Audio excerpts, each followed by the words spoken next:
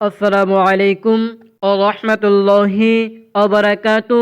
প্রিয় দর্শক ও মণ্ডলী, আপনাদের সম্মুখে আজকে খুবই গুরুত্বপূর্ণ বিষয় নিয়ে হাজির হয়েছি। আপনারা থামলেন দেখে বুঝেই গিয়েছেন কি বিষয় আলোচনা করব। শাড়ি পরে নামাজ হয় কি? নারীদের করা কিছু প্রশ্ন ও উত্তর, ইসলামিক ভিডিও। কোন ধরনের কাপড় পরে নামাজ পড়লে নামাজ হবে না?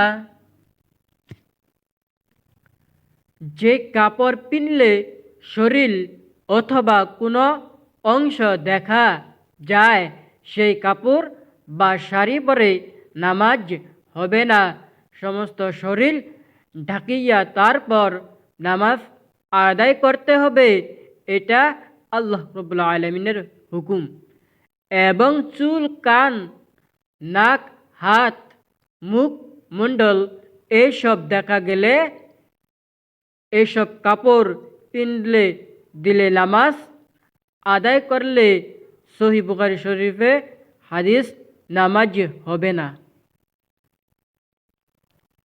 প্রশ্ন: স্বামী আমাকে ডিভোর্স করার সময় আমাকে 50,000 টাকা দিয়ে আমাকে ডিভোর্সের করে দিছে, সেই টাকা কি আমার নেওয়া জায়েজ?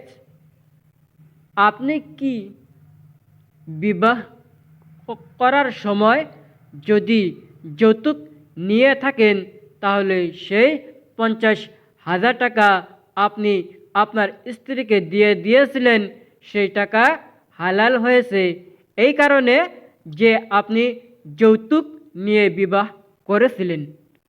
সেই কারণে সমস্ত যুবক বন্ধুদেরকে বলি, বিবাহ করার সময় ঠিকই কিন্তু শ্বশুর বাড়ির থেকে যৌতুক আনার চেষ্টা করিও না। তোমার যতটুক আছে সেতটুকে হয়ে যাবে ইনশাআল্লাহ। আবার এইটাও মাথায় রাখবা, যৌতুক নেওয়াও হারাম, দেওয়াও হারাম যুবক এবং কি যুবতীর। যদি ভিডিওটি ভালো লাগে তাহলে লাইক, সাবস্ক্রাইব করবেন। আপনাদের একটি কমেন্টে আমাদের পরবর্তী